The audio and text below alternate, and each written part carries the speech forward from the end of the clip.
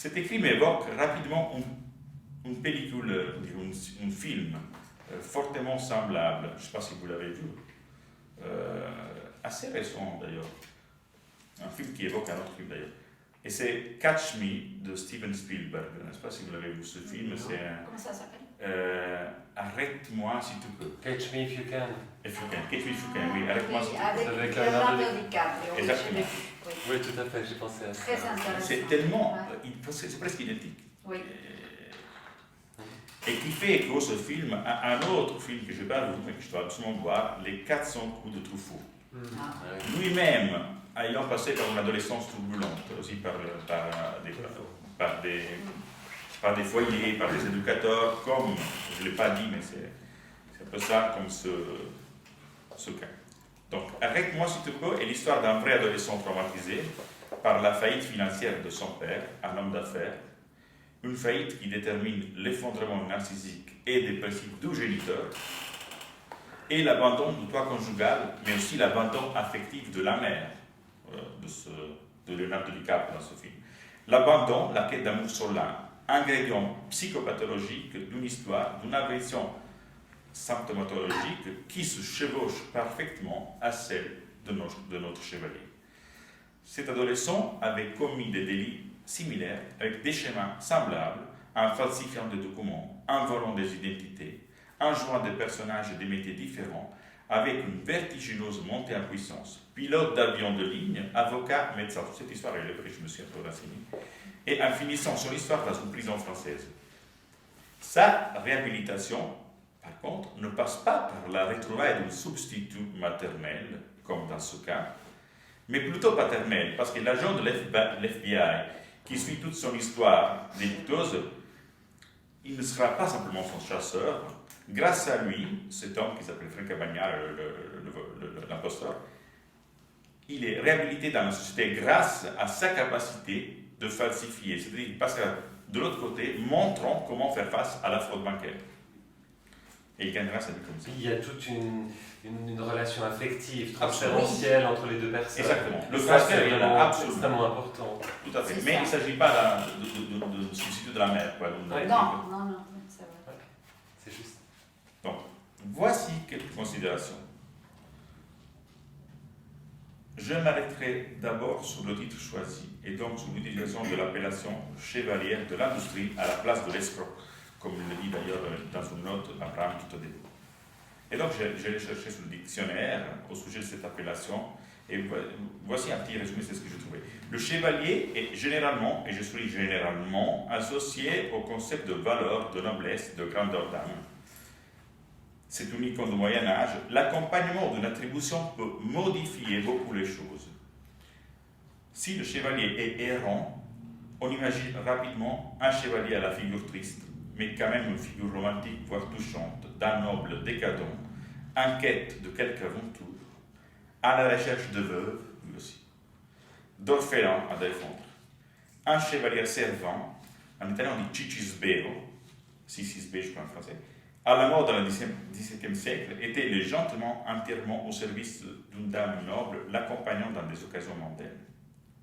Mais retournant au chevalier de notre texte, si on l'accompagne de nom d'industrie, tout change. D'abord, si on parle de capitaine d'industrie, le climat il est bien différent. C'est un entrepreneur, le capitaine d'industrie, c'est un homme d'affaires avec succès, un capitaine courageux. Quoi. Et le chevalier d'industrie, eh bien lui qui vit d'adresse la version d'expédient, comme dit le dictionnaire de l'Académie française, de filouterie. Quoi. Un escroc, comme le précise Abraham dans la première note de texte. Une coloration. L'industrie presque dans le sens d'artifice. Oui, de l'industrie de s'industrier pour arriver à... C'est ça, exactement. Mais une coloration très intéressante et à mon avis très pertinente, ayant lu des textes sur les chevaliers, qui peut bien s'articuler avec le texte de Abraham, c'est le chevalier inexistant de Italo Calvino. Ouais. Magnifique. Voici une des citations les plus connues. Je le cite en italien parce que j'adore. Sei l'infelice innamorato che invoca baci di cui non sa il sapore, 1000 volte è più infelice chi questo sapore gustò appena e poi gli fu negato. Et je traduis, j'espère bien traduire. Si j'ai bien à plaindre si bien à plaindre est l'amoureux qui soupire après des baisers dont il n'est que nous jamais la saveur, 1000 fois plus infortuné, c'est lui qui la goûta, cette saveur, juste un instant, et puis un flou à tout jamais privé. Bien situé au Moyen-Âge, ce conte, celui de Calvino, parle d'un chevalier moderne, constitué seulement d'une armature vide à l'intérieur, une armature qui borde le vide, presque déguerrant. Un vide qui est animé, dans ce cas, par la force de volonté. Donc le grand absent est le corps, avec ses possibilités perceptives et la conséquence, opportunité d'enchaîner des possibles allégories. La métaphore du chevalier inexistant de Calvino est celle d'un héros moderne, habillé à l'ancienne, un héros d'une civilisation qui vise l'apparaître plus que l'être, une civilisation froide et abstraite dont la personne humaine apparaît effacée derrière l'écran de comportements, voire de mythes prédéterminés. C'est un texte sur l'aliénation, celui-là c'est un texte sur l'aliénation, de l'homme moderne sur le moi, la personne, l'homme dans le rapport à sa société, mais aussi sur les nouvelles valeurs et sur l'importance de la forme, à dépit de la substance et de ses qualités intrinsèques.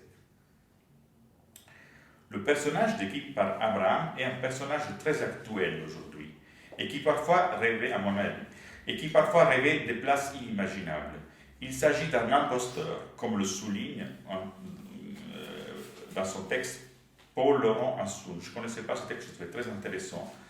Il s'appelle... Un texte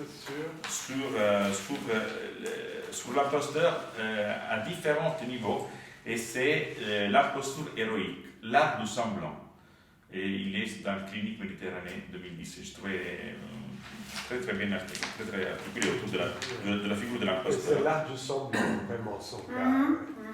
Tout à fait. Donc, et alors il dit, Assoun, il ne s'agit pas de réduire cette figure au menteur. L'imposteur, le chevalier de l'industrie de cet article, est en quelque sorte un artiste, un acrobate, un imitateur de génie, un lecteur attentif de l'auteur. Il est un artiste dans les deux sens du terme, parce que c'est un grand dessinateur. En plus, absolument, tout à fait. Et dans l'art de... Un comédien. Oui, Oui, un comédien. Oui. un grand communicateur. Un lecteur attentif quand même de l'occasion, de l'autre, de l'instant présent, un transformiste. Et je pense que c'est surtout un transformiste. Un transformiste est quelqu'un qui sait très bien lire le monde, les acteurs qui font partie, leurs désirs et leurs manques. C'est un maître, adepte de Dieu Kairos, qui chevauche l'occasion, qui surfe aisément avec une certaine dextérité et justement industrie sur l'opportunité. Dans ce sens, ce texte met en évidence un dialogue sur le temps, comme je disais avant. C'est le temps et ses déclinations, le protagoniste principal. Un temps qui se décline comme un temps chronologique et mesurable, dont Abraham en est le chevalier principal, et un temps subjectif, le temps à prendre, le temps à saisir, le temps du sujet, dont son expertisé est le garant. Donc je trouve que le temps est quand même un des protagonistes de ce texte. La figure, moi j'ai toujours été fasciné par les temps, par les dieux grecs de temps. Entre Chronos, qui c'est le temps chronologique, linéaire, etc., et Kairos, qui c'est une dimension totalement subjective du temps. Et en fait, comment dire, les deux personnages, le psychanalyste Abraham et son expertisé, ils ont deux relations au temps qui sont extrêmement complémentaires. La figure du chevalier de l'industrie sollicite, entre autres, sans cesse, comme dans une spirale digne de Épiménide, donc le paradoxe d'Épiménide, l'alternance éternelle entre vérité et fiction, entre réel et réalité. Comme dit Assou, le chevalier de l'industrie forge sans cesse sa vie en fiction. Et c'est ça qui lui permet de parler vrai, en démontrant que la vérité a structure de fiction. Je trouvais très intéressant cette phrase d'Assou. Si je me regarde dans le miroir, et je citerai quelqu'un, je me reconnais. Si je regarde une fourchette, je la reconnais en tant que telle. ça veut dire que je dors. En d'autres termes, je suis dans le sommeil. En d'autres termes, j'adopte une fiction qui me permet de voiler quelque chose d'inéluctable, d'ontologiquement parménidien, le réel. Un réel traumatique, comme celui aussi de ce cas, qui nous réveille du sommeil de la réalité. Donc, encore une fois, différence entre réalité et réel. La réalité, c'est le sommeil, la fiction. Alors, la question est, cherchons nous-mêmes un mythe? Nous sommes aussi en train de chevaucher un mythe. Où est la limite? Sommes-nous tous un peu faux? C'est le pouvoir de séduction de l'imposteur, de celui qui ment dans l'être, qui nous questionne dans notre intime. Car l'image reflétée, elle ment un peu. Elle dit de nous et elle ne dit pas. Elle révèle et elle cache. Elle ment, c'est ce qu'elle veut dire, et elle voile, c'est ce qui est insoutenable. Ce texte questionne la fonction de la fiction comme solution constitutive, mais aussi sa limite, quand la limite, cette dernière, en est déficitaire.